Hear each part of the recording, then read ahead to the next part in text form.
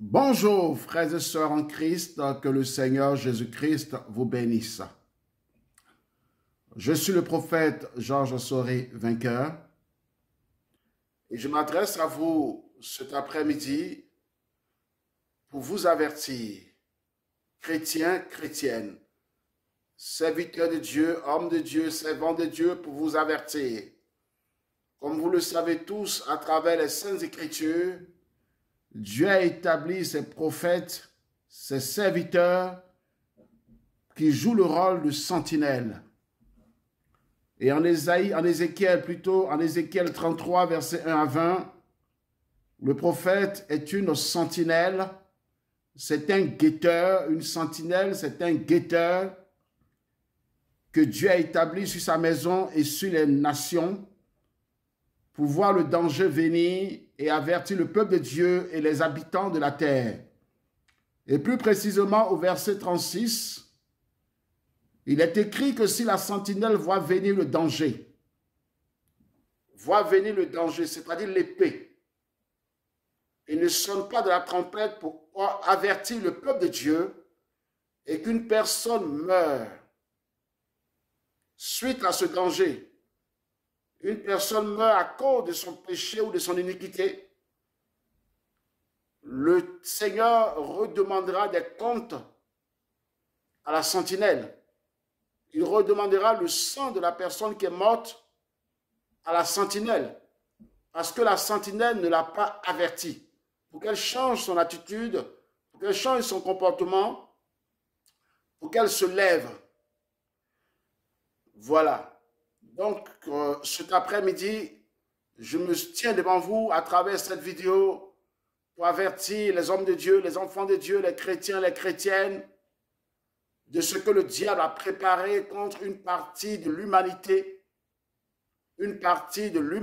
c'est-à-dire l'Afrique. Comme tous les hommes de Dieu, en cette fin d'année, je suis allé sur la montagne et de manière volontaire, j'ai décidé de m'isoler, coupant toute communication téléphonique. Mais cette nuit, le Seigneur s'est révélé à moi et dans une vision, il m'a montré le plan que l'ennemi a préparé contre l'Afrique. Et le Seigneur me charge de venir vous avertir afin que chacun de nous se lève dans le jeûne de la prière en faveur de l'Afrique. Donc, je me tiens devant vous, sortant de mon silence volontaire que je m'étais imposé pour me préparer spirituellement à me faire entrer, à faire entrer ma famille et à faire entrer le peuple sur lequel Dieu m'a établi pour nous faire tous traverser l'année 2021 pour entrer en l'année 2022, comme Josué a fait traverser le peuple, le Jourdain, pour les faire entrer dans le nouveau pays que Dieu leur a donné, pour les faire entrer à Canaan. Alors, je suis sorti de mon silence, parce que Dieu veut que je sorte de mon silence pour vous avertir. Dieu veut que je sorte de mon silence pour vous avertir. Raison pour laquelle je suis là cet après-midi, afin de vous avertir. Frères et sœurs en Christ, hommes de Dieu, servants de Dieu, actuellement où je vous parle, il y a un groupe de scientifiques mandatés par leur gouvernement dans un pays dont je tais le nom. Ils ont été mandatés par leur gouvernement, donc il y a plusieurs gouvernements qui ont sélectionné des chercheurs, des scientifiques de haut niveau, de haute qualité. Et un pays parmi ces pays-là, un pays a été choisi parmi les leurs, où un laboratoire secret est ouvert,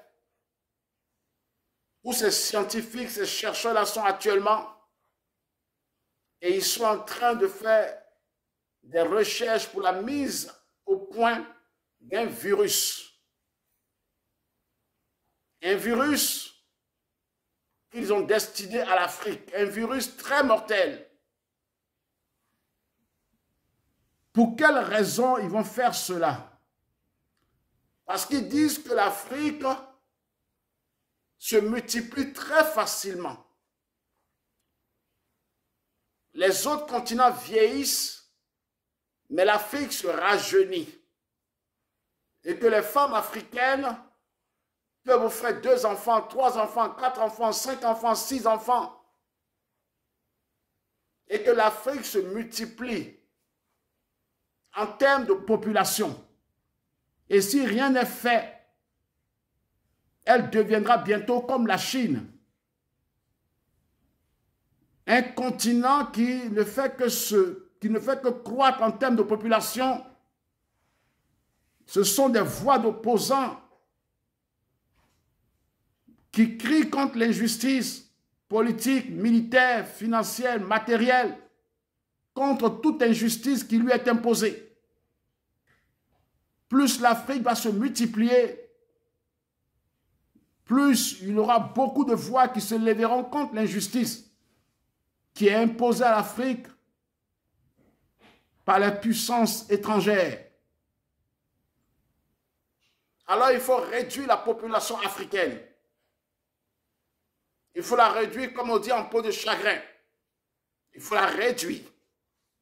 Donc ce virus va être soufflé dans l'air.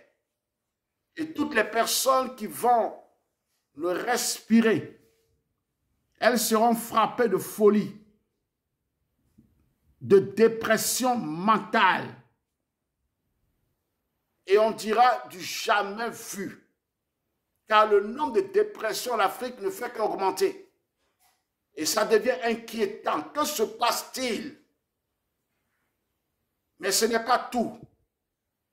Un autre virus va être versé dans l'eau, dans les conduits d'eau.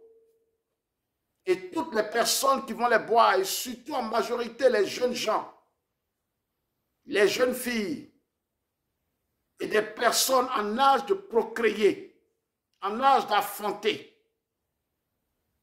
Et nous verrons des enfants de 13 ans, des enfants de 11 ans, de 12 ans, de 13 ans, de 18 ans, de 20 ans, de 30 ans, qui ont déjà atteint leur ménopause, avant même d'avoir enfanté, avant même d'avoir mis au monde des enfants, elles seront déjà monopausées, elles auront déjà leur ménopause. Et les jeunes gens seront stériles. Les jeunes filles seront stériles. Troisièmement, la terre.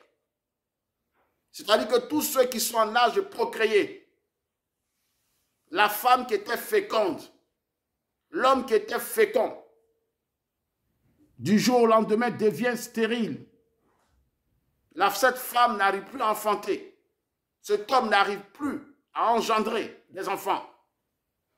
Parce que je vous informe que la femme enfante, c'est l'homme qui engendre. Car il est écrit qu'Abraham engendra Isaac, Isaac engendra Jacob. Ainsi de suite.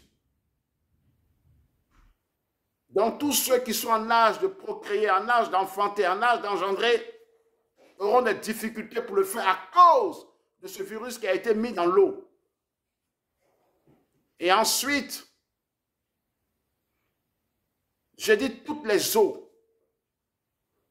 même que ce soit les eaux minérales, tout ce qu'on appelle eau sera empoisonné. Ensuite, c'est la terre.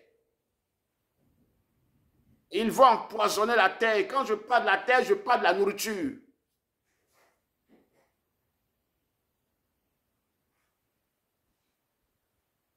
Ils vont empoisonner aussi la terre. Et tout ce que nous allons manger va jouer contre notre santé. Et créer des problèmes.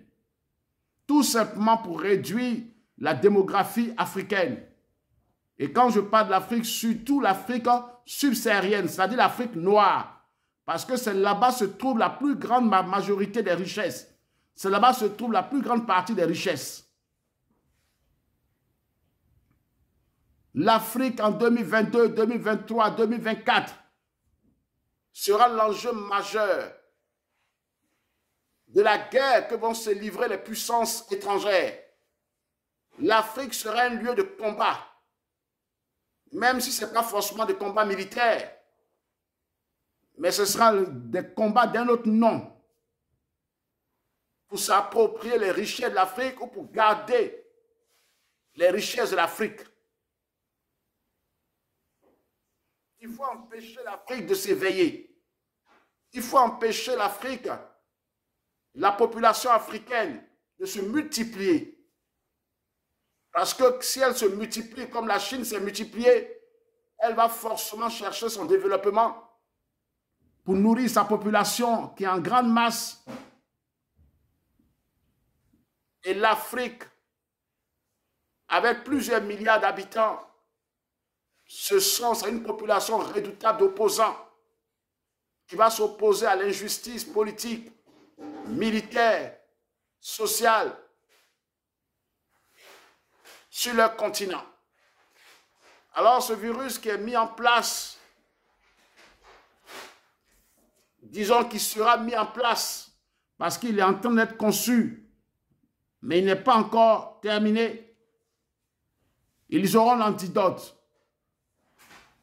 Et l'antidote, ils le donneront de manière volontaire, au cas par cas, à leurs amis, si ces derniers sont contaminés, aux personnes qui travaillent pour leurs intérêts, si ces personnes-là sont contaminées pour les garder en vie, afin de continuer à travailler pour leurs intérêts. Sinon, ce virus-là va faire des dégâts dans la population africaine. Il y aura des millions et des millions et des millions de morts. On parlera même de 100 millions de morts, 200 millions de morts, 300 millions de morts. Elle fera tellement de dégâts qu'aucune guerre en Afrique n'a fait. Quand ils auront atteint le quota qu'ils veulent atteindre, parce que même en Afrique, ils ont besoin de la main-d'œuvre. Ils ont besoin des Africains pour travailler pour leurs intérêts.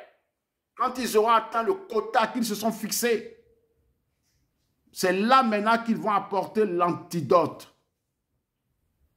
Pour donner l'antidote, pour la donner à la population fragilisée, à la population africaine minorisée ou bien en minorité, cette population fragilisée, à ces quelques Africains qui sont restés, ils vont leur donner l'antidote. Mais sinon, avant ça, ils viendront avec d'autres antidotes, de faux antidotes, mais pour empirer encore le cas des Africains. Parce que l'OMS va réagir, tout le monde va réagir, souvent l'Afrique. Mais ces remèdes-là seront inefficaces. Au contraire, ils viendront plutôt. Ces remèdes-là viendront jeter le feu sur l'huile. L'huile sur le feu plutôt. Ces remèdes-là viendront jeter l'huile sur le feu. Ça sera un semblant de remède. Jusqu'à ce que le nombre de quotas choisis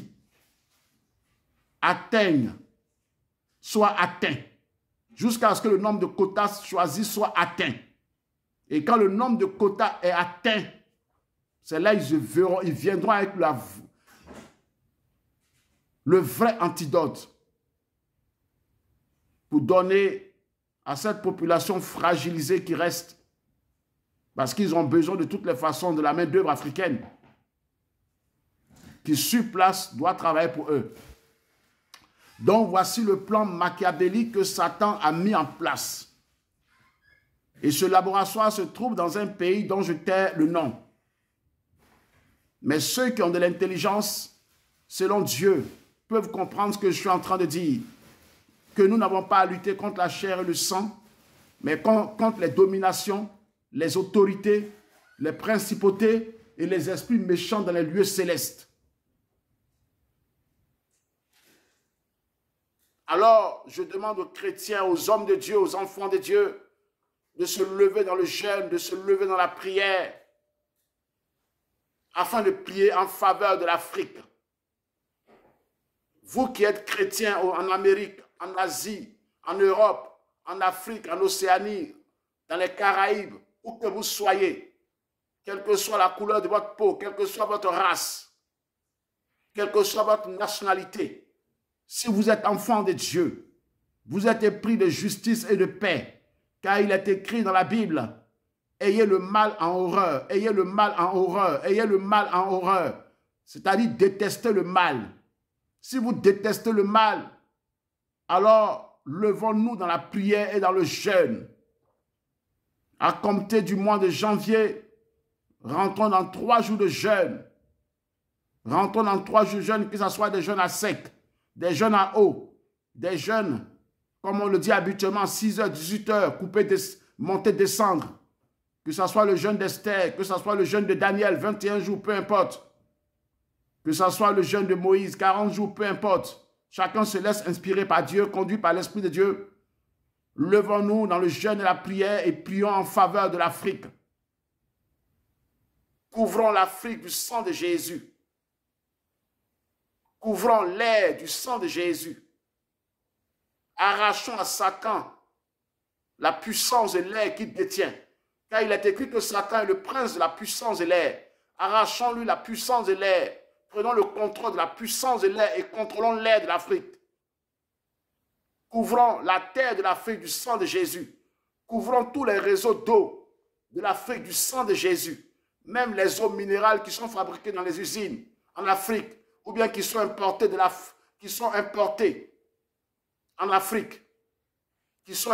Afrique. Couvrons-les tous du sang de Jésus. Couvrons la terre du sang de Jésus, afin que la nourriture qu'elle va produire soit saine. Couvrons toute nourriture importée en Afrique du sang de Jésus. Couvrons-les tous du sang de Jésus. Car il est écrit que nous buvrons des breuvages mortels, ils ne nous feront aucun mal. Couvrons-les du sang de Jésus, afin que cela ne fasse point de mal à la population africaine.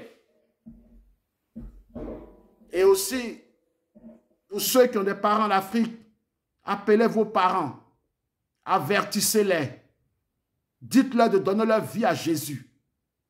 Dites-leur de donner leur vie à Jésus. Dites-leur de donner leur vie à Jésus, car les temps sont très mauvais. Les temps sont très mauvais. Les temps sont très mauvais. Ce n'est pas le temps de s'amuser.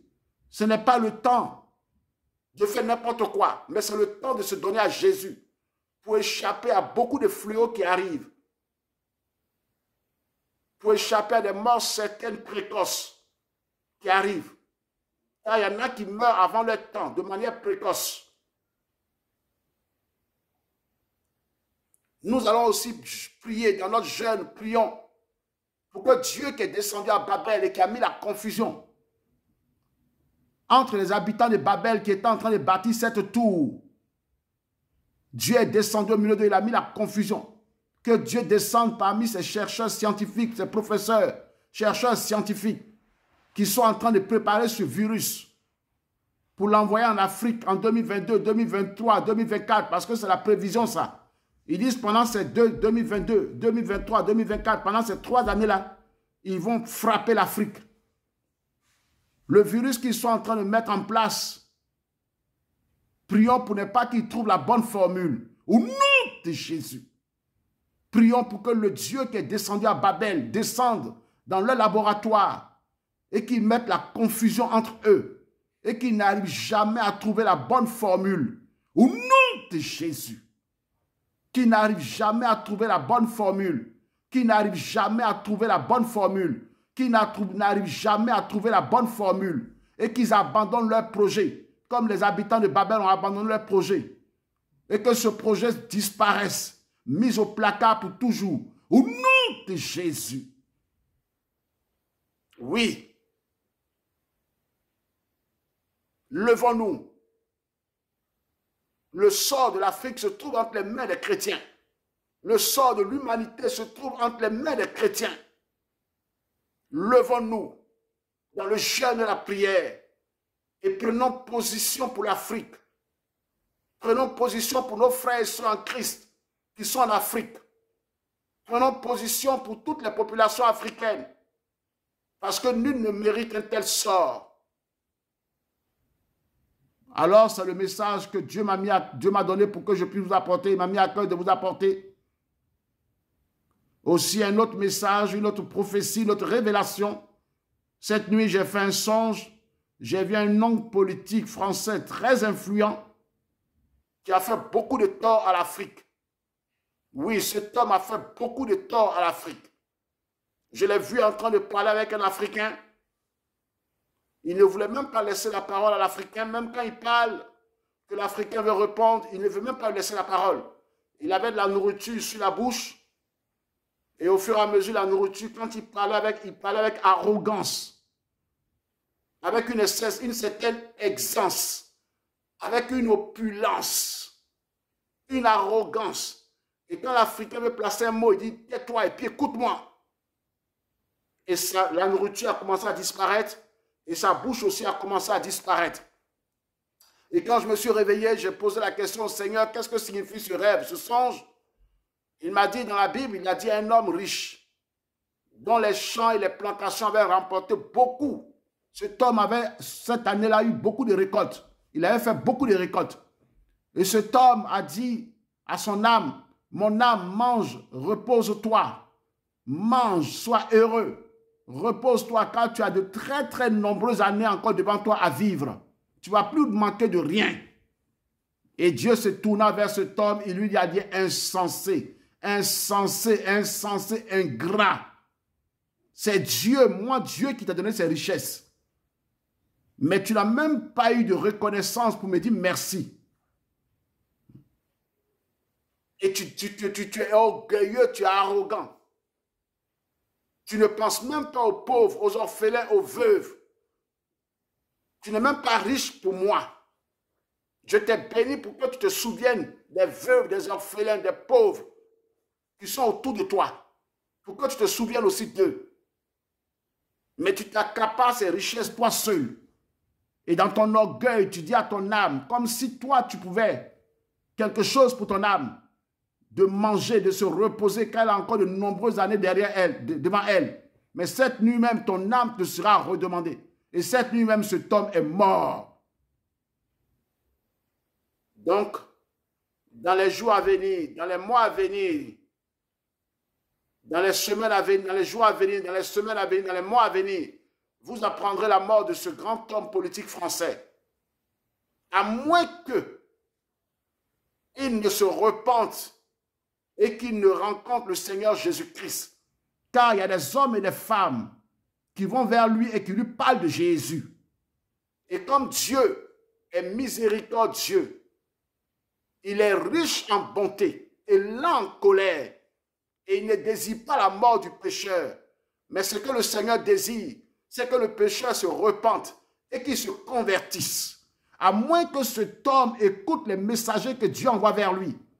Et qui se repentent, et qui se convertissent, et qui deviennent humbles devant le Seigneur, alors il pourra continuer de vivre. Mais s'il refuse d'écouter les messagers de Dieu que Dieu envoie vers lui, alors je vous dis que dans les jours à venir, dans les semaines à venir ou dans les mois à venir, 2022 ne va pas passer que vous entendrez la mort de cet homme. Voilà le message que le Seigneur m'a adressé ce soir, car Dieu est le Dieu des faibles. C'est lui qui vient en aide aux faibles contre un plus fort. C'est Dieu qui viendra en aide en Afrique pour son indépendance sociale, matérielle, économique, politique. C'est l'Éternel qui viendra en aide à l'Afrique pour l'indépendance économique, politique, sociale, militaire de l'Afrique. C'est l'Éternel qui viendra en aide à l'Afrique, car il est le Dieu qui vient en aide aux faibles contre un fort plus que lui. Il vient en aide aux faibles contre un plus fort que lui. Et l'Éternel viendra en aide en Afrique. C'est l'Éternel qui se lève pour l'Afrique. C'est l'Éternel qui sortira l'Afrique des chaînes du sous-développement, des chaînes de la pauvreté, des chaînes de l'injustice. C'est l'Éternel qui viendra en aide à l'Afrique. Et l'Éternel a commencé son travail. Et l'Éternel achèvera ce qu'il a commencé. Car il est l'alpha et l'oméga. Regardez seulement et vous verrez de vos yeux l'indépendance politique, économique, matérielle, sociale, militaire de l'Afrique. Et l'Afrique pourra profiter des richesses que l'Éternel lui a données. Que Dieu vous bénisse. Et je vous souhaite à tous une bonne, heureuse année 2022. L'Éternel a formulé sur nous des projets de paix et non des projets de malheur. Alors que ces projets de paix-là vous accompagnent dans votre année 2022. Et que votre vie en 2022 soit en paix.